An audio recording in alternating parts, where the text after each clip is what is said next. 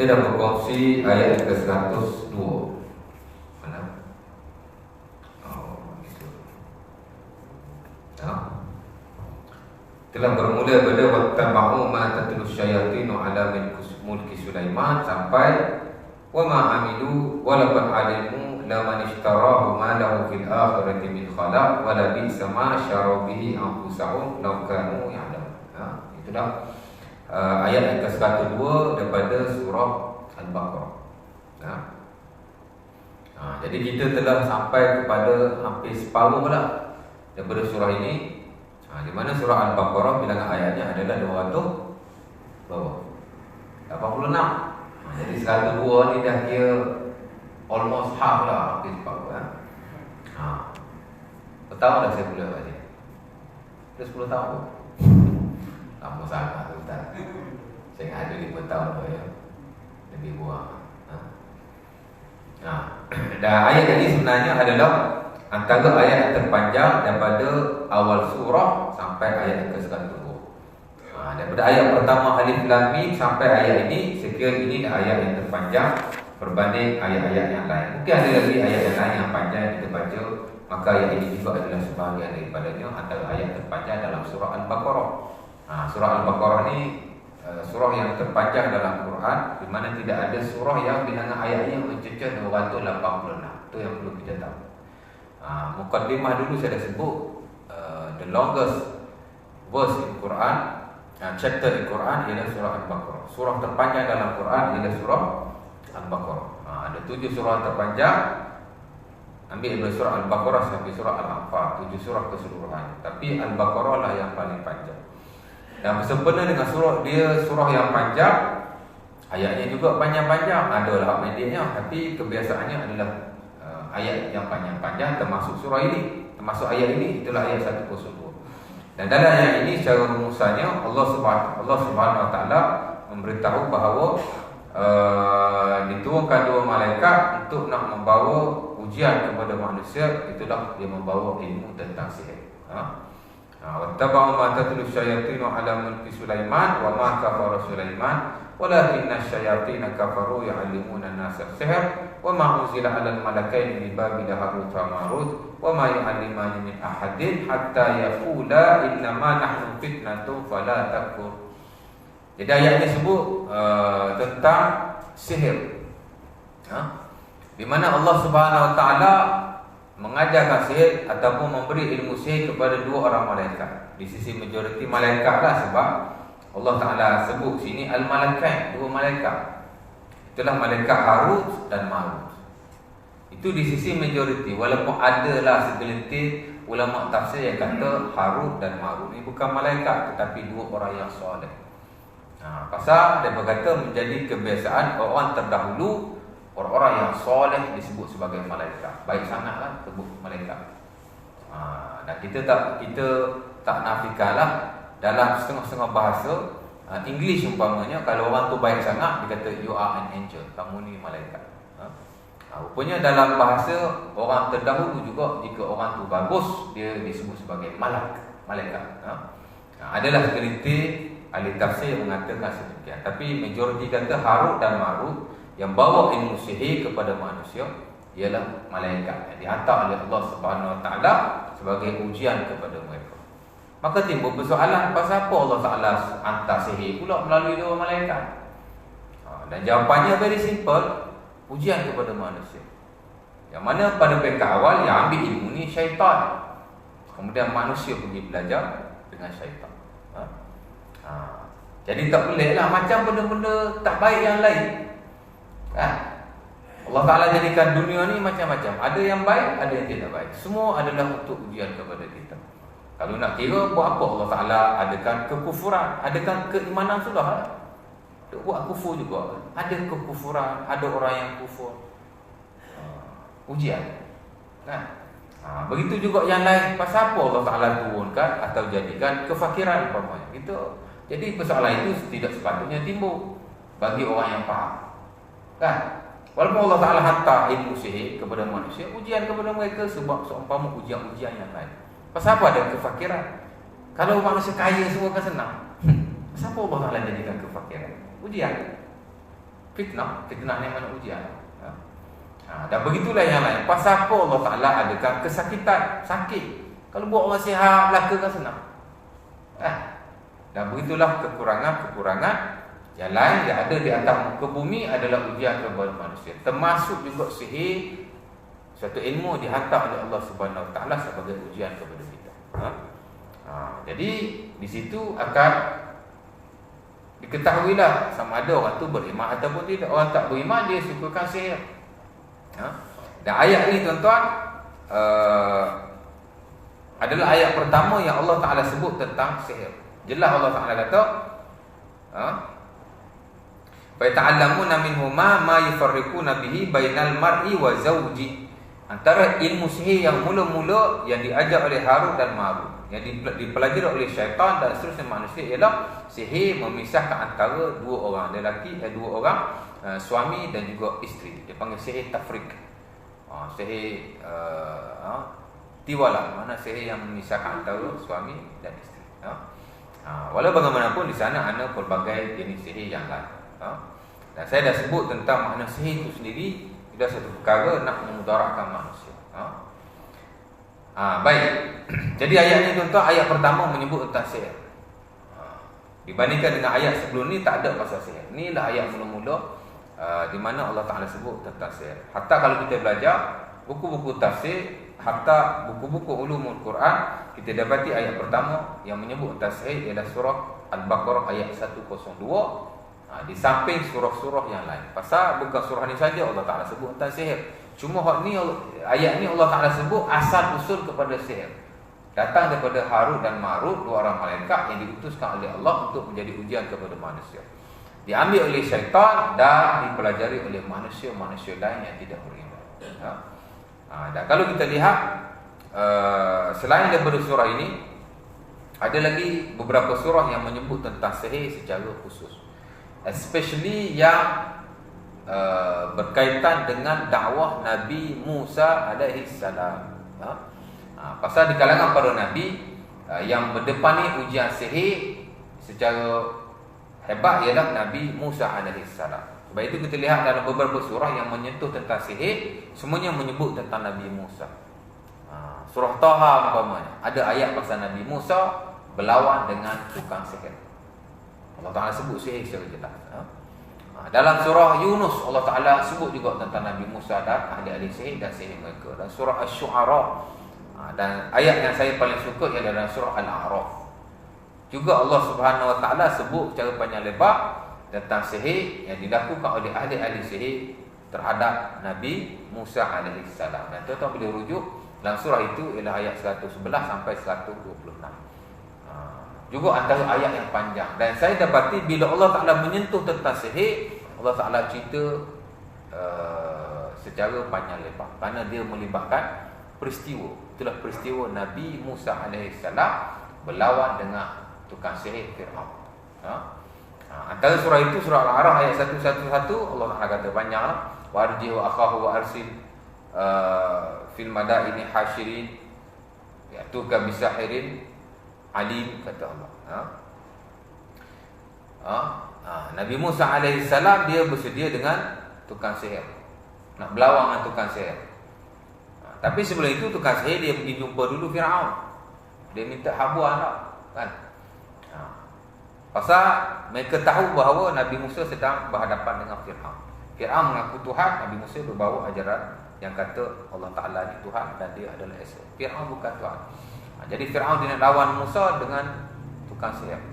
Bawa mari tukang sihir jumpa Nabi Musa AS. Cara rekahlah.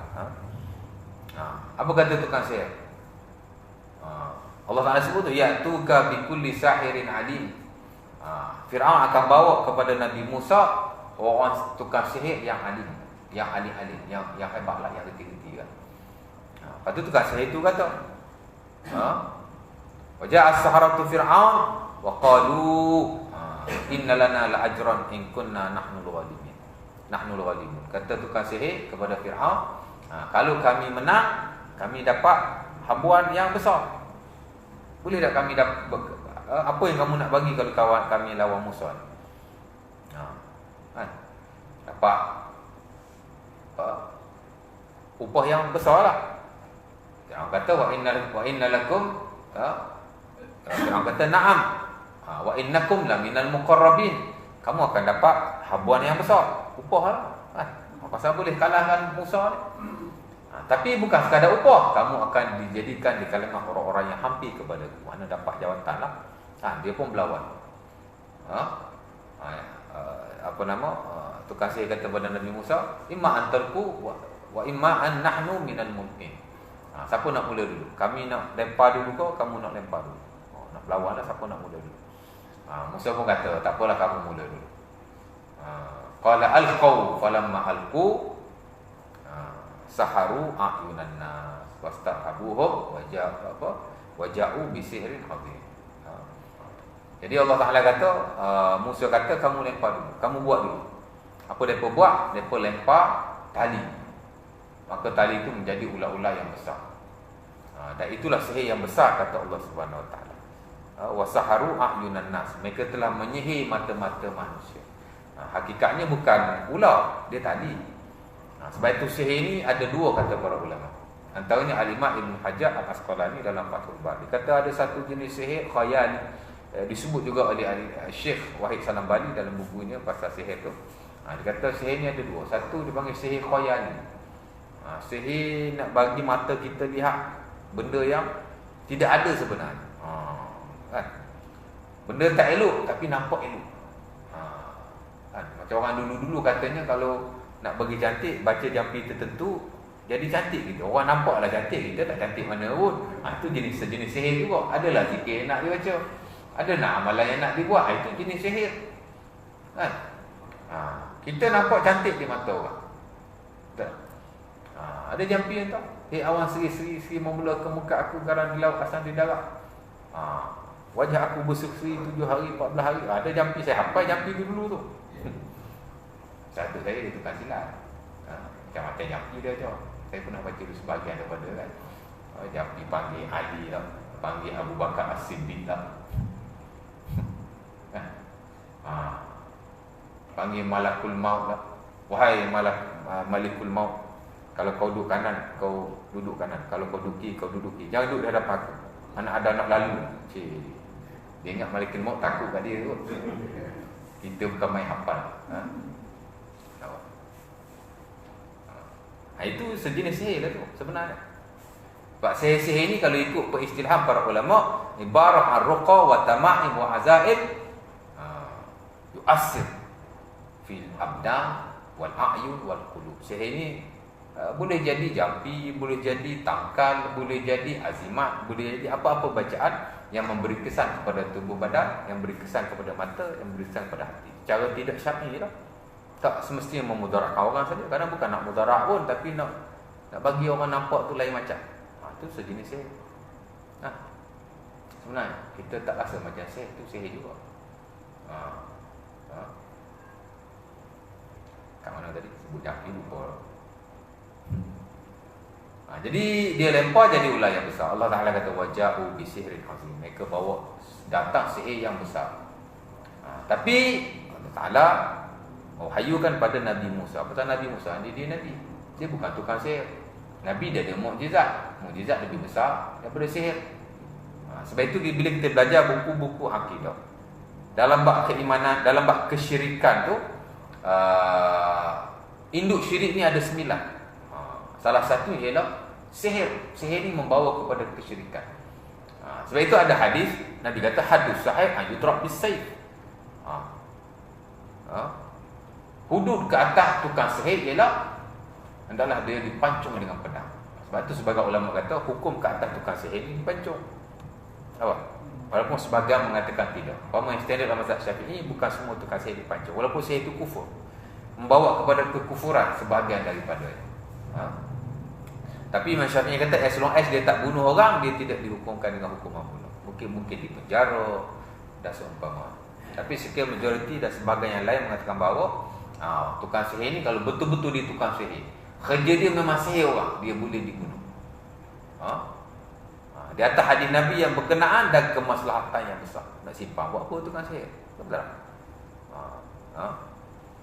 Jadi Allah Ta'ala kata fa'auha fa auhayna ila Musa an alqi 'asa fa idza hiya talqafu ma yafikun. Nabi Musa pun Allah Taala kata lemparlah tongkat kau tu jadi ular yang besar memakan ular-ular tukar sihir tu. Jadi terpegunglah tukang sihir, dia pun beriman. Wa qalu amanna bi rabbil alamin. Wa ulqiyas saharatu sajidin qalu amanna bi rabbil alamin. Jadi tukang sihir pun sujud pada waktu itu dan dia beriman kepada Allah Subhanahu wa taala. Dia kata amanna bi rabbil alamin, dan bila begitu marahlah Firaun. Firaun kata la uqatti'anna aydiyakum wa arjulakum min khilaf wa la summa la usallibannakum ajma'in. Aku akan potong tangan dan kakimu secara bersilang.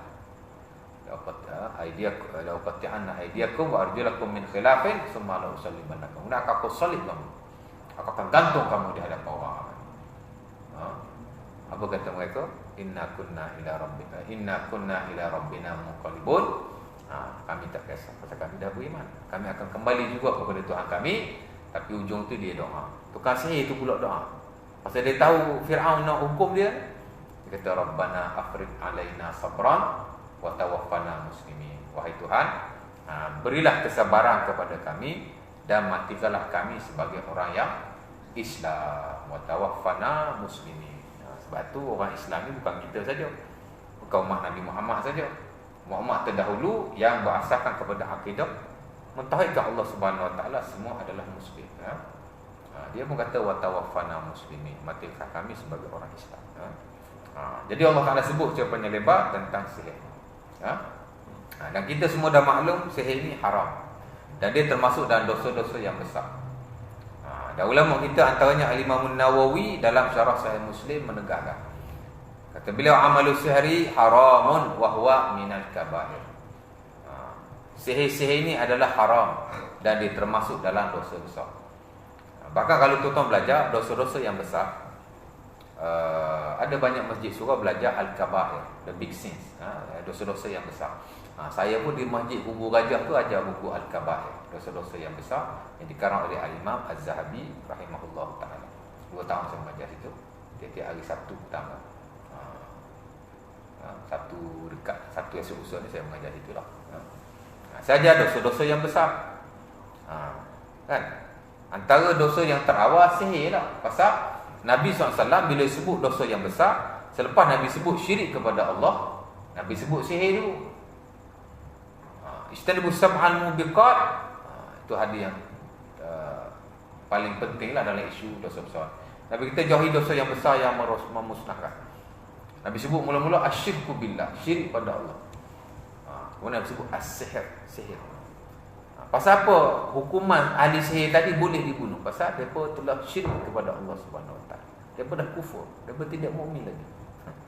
Sementara dia akan merosakkan masyarakat yang ramai. Sebab itu boleh dibunuh dalam sistem dan perundangan Islam, hudud boleh bunuh. Kan? Walaupun ulama juga berbeza pendapat dalam hal itu. Wa'adahu Nabi minal mubiqat, Nabi dah masukkan sihir ini dalam al-mubiqat, dosa-dosa yang terbesar sekali. Nampak? Wa ta'limuhu wa ta'allamuhu haram. Mempelajarinya dan mengajarnya adalah haram. Di sisi majoriti lah, walaupun ada sebagian mengharuskan di atas dasar-dasar tertentu. Tapi sekian majoriti mengharap kerana dia tidak ada faedah apa-apa. Kan? Nampak? Dan kalau kita lihat Nabi SAW juga pernah disihir. Kalau kita nak tahu bab sihir, tengok kisah Nabi Musa. Pasal zaman dia zaman sihir. Sebab itu antara mukjizat Nabi Musa ialah mengalahkan sihir. Berbeza dengan Nabi kita Muhammad SAW. Baginda pernah disihir. Walaupun tidak ada mukjizat yang khusus kepada Rasulullah dalam hak awal sihir, tapi ada zikir berlindung daripada sihir. Apa kita baca untuk sihir? Kita ada. Ada banyak kan. Antaranya baca surah Al-Baqarah. Dalam hadis Muslim pada Abi Hurairah, Nabi kata iqra'u Al-Baqarah fa inna akhzaha barakah wa tarkuha hasarah la yastati'uha al-batal.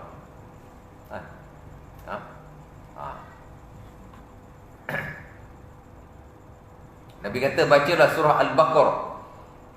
mengambilnya adalah satu keberkatan. Nak berkatlah hidup, banyakkan baca surah Al-Baqarah. Saya everyday mesti baca surah Al-Baqarah. Dan siapa meninggalkannya satu kerugian, kata Nabi.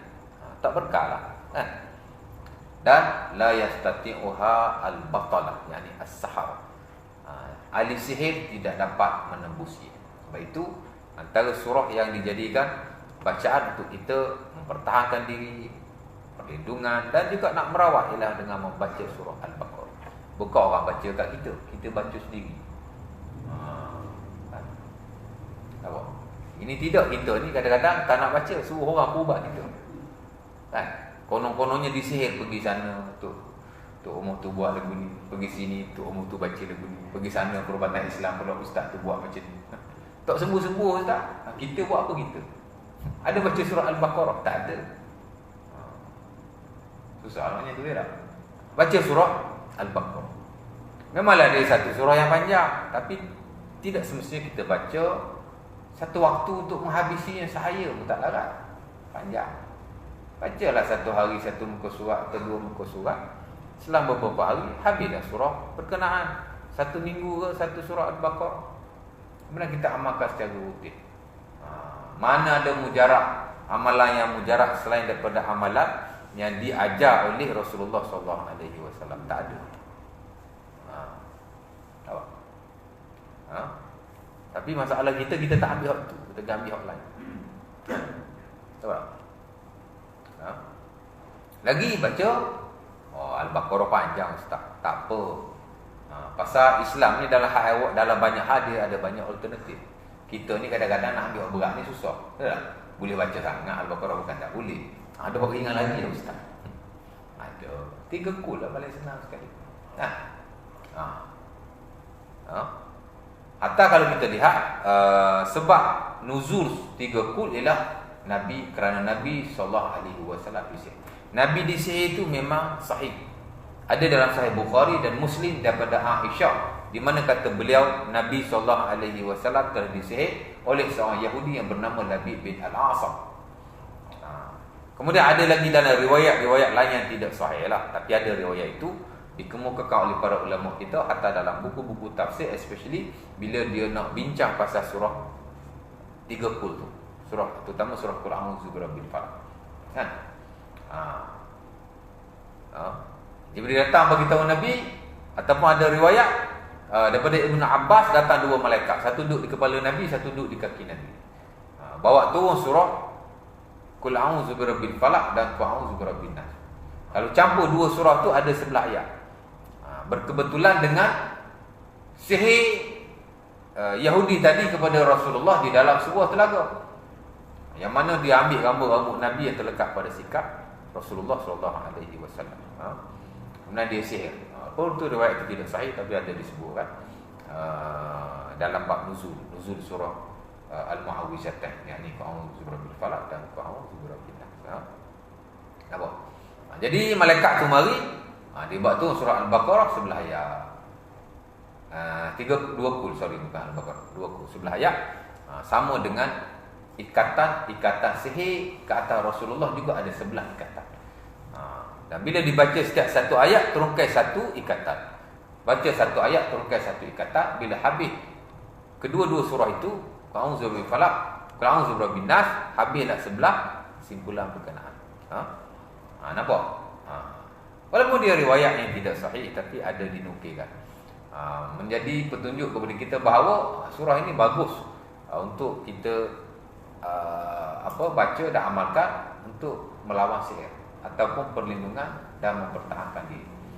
Tapi kalau kita lihat dalam riwayat-riwayat sahih yang lain, bahkan sebagai zikir harian kita memang baca 3 kul amat digalakkan.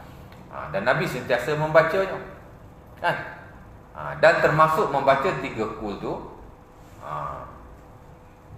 wirid selepas sembahyang, kan? Kata Uqbah bin Amir, antaranya dalam sunnah Abi Daud, dia kata apa? Dia kata baina ana asirun ma'a Rasulillah id bainal juhfati wal abwa id ghashina rihun muzlimah shadidah. Faqara an-nabi bil mu'awwizatain qul a'udzu birabbil falaq qul a'udzu birabbin nas. Faqala an-nabi ya Uqbah ta'awwaz bihima ta'awwaza muta'awwizun bimislihi. Kata Uqbah bin Amir, satu hari kami jalan dengan Nabi di suatu tempat antara Juhfah dan Abwah, di Madinah sana lah. Kemudian ada angin yang kuat, gelap pula tu, macam nak hujan, ribut macam tu. Apa Nabi buat? Nabi pun membaca Qul a'udzu birabbil falaq, Qul a'udzu birabbin nas. Apa? Jadi dia bukan hanya perlindungan hawa ghaib ataupun benda-benda yang seumpama sihir atau seumpama, tapi dia juga adalah perlindungan dalam hal-hal yang zahir seperti itu. Tengok macam ribut nak datang, Nabi takut, Nabi baca 2 Qul. Dan Nabi berpesan kepada beliau, wahai Uqbah, ta'awwaz bihima, berlindunglah kamu dengan kedua-duanya. Berlindunglah kamu dengan kedua-duanya. Sebab itu surah Qul a'udzu birabbil falaq, Qul a'udzu birabbin nas, dan Qul Allah sekali termasuk dianggap sebagai surah ta'awuz. Ataupun dalam istilah lain disebut al-mu'awwizah, surah-surah yang memberi perlindungan. Lepas itu kita kena banyak baca. In spesifik kita baca after semayang fardu, kerana dia termasuk dalam set wirid lepas semayang. Dan tak ada syarat kita baca secara berjemaah. Kalau kita nak habiskan set wirid lepas semayang secara berjemaah, kadang-kadang makan masa panjang juga, kan? Kuliah kita dalam setengah jam, baca habis semua tak semestinya, kan? Jadi kita baca after semayang, pasal dia termasuk dalam set wirid selepas semayang. Kemudian kita bacalah pada waktu-waktu yang lain ketika kita takut. Hatta Nabi ketika sakit, Nabi sering membaca. Satu lagi in spesifik sebelum tidur, di mana Aisyah radhiyallahu taala anha dan Sunan Abi Daud mengatakan bahawa Nabi tidak tidur melainkan Nabi membaca 3 Qul. Nabi tiup pada tangan, Nabi baca 3 Qul, kemudian Nabi menyapu ke seluruh badannya. Dan begitu juga ketika Nabi sakit. Aisyah katakan Nabi idza istaka qara'a ala nafsi bil mu'awwizat summa yaqiz. Dan Sunan Abi Daud kata Aisyah, Nabi SAW bila dia sakit, dia akan baca ke atas dirinya 3 Qul, kemudian dia akan tiup kepada dirinya bila dia sakit. Tadi selepas semayang. Kemudian ketika tidur, tak boleh baca dah tidur, sebelum tidur. Kemudian ketika sakit, kan? Kemudian pada waktu-waktu yang kita takut, macam tadilah nampak gelap, nak hujan, ribut atau seumpama. Jadi dia sesuai sangat sebagai apa yang kita sebut sebagai al-mu'awwizah, surah ta'awuz. Pasal Nabi berlindung dengan Allah Subhanahu wa taala dengan 3 surah ini. Qul a'udzu birabbil falaq, Qul a'udzu birabbin nas, dan kalau tambah Qul huwallahu lebih baik. Tapi baca Qul huwallahu dululah. Kenapa? Hak paling mudah lah tu. Kan? 3 Qul. Susah lah. Semua orang hafal. Anak saya tahun 1 2 pun hafal. Kan? Baik, ada soalan? Ada tanya apa-apa? Jadi kita perlu elakkan perkara-perkara berkait dengan sihir ini. Pelaris umpamanya, satu bentuk sihir sebenarnya. Pasal apa? Pasal dia memberi kesan kepada hati-hati manusia. Pelari. Orang kita kadang-kadang sanggup tu pergi Thailand, pergi ambil pelari dengan Tok Cha begitu kan, dengan apa? Dengan Tok Momo. Tok Momo Melayu pun banyak yang buat pelarisan ni. Paling-paling tidak pelarisan pun gantung ayat 1000 dinar. Pelari tu. Jadi kita perlu tinggalkan. Jadi sihir nak cerita, dia asal-usul dia salah satu perkara induk kepada kesyirikan, dan kita tidak boleh terlibat sama sekali dengannya. Dan kita perlu belajar lebih lanjut dalam subjek akidah. Sebab itu bila kita belajar akidah ni, kita lebih memfokus kepada perkara yang melibatkan kesyirikan kepada Allah Subhanahu Wa Taala. Mana ada banyak, ada 9 bukan? Banyak. Dan sihir ni ada hubung kait secara terus dengan apa yang disebut sebagai al-kahanah, perbomohan. Ini ulama-ulama kita sebut. Bomoh je biasanya dia akan melibatkan sihir. Walaupun dia tak kata ini bukan sihir. At-tanjim ataupun al-irafah, sama juga tu. Tukang telik atau seumpamanya juga ada melibatkan sihir sikit sebanyak. At-tanjim, tuk nujum, kan? Dia beritahu benda yang apa, perkara yang akan datang, apa yang akan berlaku dan seumpamanya. Itu juga satu bentuk kesyirikan dan dia ada hubungan dengan sihir cara jelas. Dan ada lagi beberapa perkara yang lain. Atau boleh belajar cara ini dalam subjek akidah. Kerana ada banyak perkara yang kita perlu tahu tentang kesyirikan agar kita tidak terlibat sama sekali dengan baik. Jadi ayat ini amat penting, dan saya dapati sebahagian perubatan yang dikatakan Islam lah, dia menggunakan ayat ini untuk melawan sihir. Wallahu ta'ala alam. Sebenarnya ayat ini bukan khusus untuk melawan sihir, tapi penceritaan Allah Subhanahu Wa Taala tentang asal-usul berlakunya sihir di atas muka bumi. Nampak? Nak lawan sihir, baca surah Al-Baqarah, baca 3 kod. Kemudian kita bacalah mana-mana ayat Quran, kerana keseluruhannya adalah syifa. Tak tertentu kepada ayat-ayat yang bersabit dengan sihir saja. Kadang-kadang ayat nak lawan sihir, dia cari mana ayat-ayat tentang sihir, baca waktu buat wirid harian. Saya Allah Ta'ala alam, personal saya tidak bersetuju sama sekali. Kerana ia tidak sama dengan apa yang kita baca, especially sunnah Nabi SAW. Ayat yang ada hubung kait dengan sihir, pertama Al-Baqarah. Yang kedua, 3 kul, kerana dia adalah surah perlindungan. Kedua-duanya datang daripada sunnah Nabi SAW. Kemudian kita baca keseluruhan Quran, kerana keseluruhannya adalah syifa kepada kita. Tidak ada ayat tertentu atau surah-surah tertentu yang lain. Bukan kata nak lawan sihir, cari ayat yang ada sebut sihir, baca waktu buat wirid harian. Allah Ta'ala alam. Saya kira mana-mana ayat semua adalah syifa kepada kita. Tapi adalah kita amalkan terlebih dahulu apa yang diajarkan oleh Rasulullah sallallahu alaihi wasallam. Nampak? Ada soalan? Member dah pergi ambil wuduk tu, ready nak sembahyang Isyak. Memang dah nak azan dah pun. 8.35 kan. Ada soalan? Simple question, simple answer. Bismillah.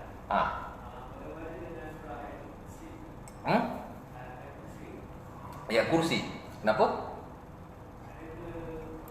Baik. Ayat kursi juga dianggap sebagai ayat perlindungan, bukan kepada sihir secara khusus, tetapi kepada syaitan dan iblis secara am. Manakala sihir ni memang melibatkan syaitan. Betul? Jadi boleh kita baca ayat kursi untuk mempertahankan diri, perlindungan atau rawatan ke atas sihir. Tapi bukan in spesifik kata ayat kursi untuk lawan sihir. Sebab tidak ada nas yang menunjukkan sedemikian. Tapi ada hadis yang menunjukkan bahawa ayat kursi dijadikan perlindungan daripada syaitan. Jadi bolehlah. Antaranya hadis Bukhari Muslim daripada Abi Hurairah, di mana Abi Hurairah dia tangkap iblis. Saya ringkaskan. Hadis ini agak panjang matanya. 3 kali dia tangkap, kemudian iblis tu ajar pada dia surah ayat kursi. Kata Jibril, "Idza ataita marja'aka faqra bi ayatil kursi fa innahu la yazalu min indillahi malikun." Bila kamu nak tidur, bacalah ayat kursi. Maka akan datang kepadamu satu malaikat, yahfizuka hatta tusbih. Dia akan jaga kamu sampai pagi. Nampak? Walaupun ayat ni tentang tidur, nak tidur baca ayat kursi, malaikat Allah Ta'ala akan hantar satu malaikat jaga kita sampai subuh. Daripada syaitan, daripada perkara menyakitkan kita. Tapi dia boleh dijadikan ayat untuk kita berlindung kepada Allah daripada syaitan secara am. Walaupun ayat tu pasal tidur sebenarnya. Bila kita tidur, kita baca ayat kursi, kita dilindungi Allah daripada syaitan. Jadi boleh juga dibaca pada waktu-waktu yang lain. Sementara ayat kursi adalah sayyid ayat Quran, penghulu ayat Quran. Jadi boleh baca di samping surah Al-Baqarah yang panjang tu. Bacalah 3 kod dan baca juga ayat kursi. Hak ni hak khusus, hak spesifik. Nampak? Yang ada hubung kait dengan syaitan, iblis ataupun sihirlah secara am. Jadi boleh, tidak ada masalah sama sekali. Nampak? Boleh? Ada soalan lagi? Ada? Dah Isyak ni azan dah. Masa nak tinggal rumah baca surah Yasin ayat 9 pada anda min bain aidihim sadaqah. Penggunaannya itu betul ke tak? Sebenarnya surah Yasin ayat 9, wa ja'alna min baini aidihim saddan wa min khalfihim saddan fa aghshaynahum fa hum la yubsirun. Sebenarnya bukan hanya dibaca untuk keluar rumah, nak pagar rumah apa gitu gini. Tapi kalau naik motor lesen tak ada, boleh baca, nanti boleh tak nampak kita. Pasal asal kisah bagaimana ayat itu diamalkan ialah daripada riwayat Nabi SAW sebelum dia nak hijrah, dia baca ayat berkenaan pada pasir. Dia tabur, jadi orang musyrikin yang nak bunuh Nabi tak nampak. Tapi riwayat itu tidak sahih sama sekali. dan dia adalah palsu ataupun terlalu lemah di sisi para ulama sehingga tidak boleh diamalkan. Tapi adalah dinukilkan dalam buku-buku tafsir. Jika kita lihat dalam konsep zikir, prinsipnya ialah kita amalkan zikir yang sahih. Yang tidak sahih kita tidak perlu amalkan. Di samping sudah ada zikir-zikir yang lain. Nak keluar rumah baca bismillah tawakkaltu 'ala Allah wala haula wala quwwata illa billah. Selamat rumah kita insya-Allah. Itu zikir keluar rumah. Pendek je ustaz. Dia tak perlu panjang. Kan? As long as dia zikir yang Nabi ajar, bila kita nak keluar rumah, itu satu-satunya zikir diajar oleh Nabi SAW. Ada satu lagi, itu riwayat Anas bin Malik dan Sunan At-Tirmizi ataupun Abi Daud. Ada satu lagi Ummu Salamah. Bila Nabi keluar rumah, Nabi akan membaca Allahumma inni a'udzubika an azila uzal aw dirudal aw azra uzra aw ashal ayushal alayya. Jadi bila kita keluar rumah baca zikir itu, satu, bismillah tawakkaltu 'ala Allah, paman diriwayatkan oleh Anas bin Malik.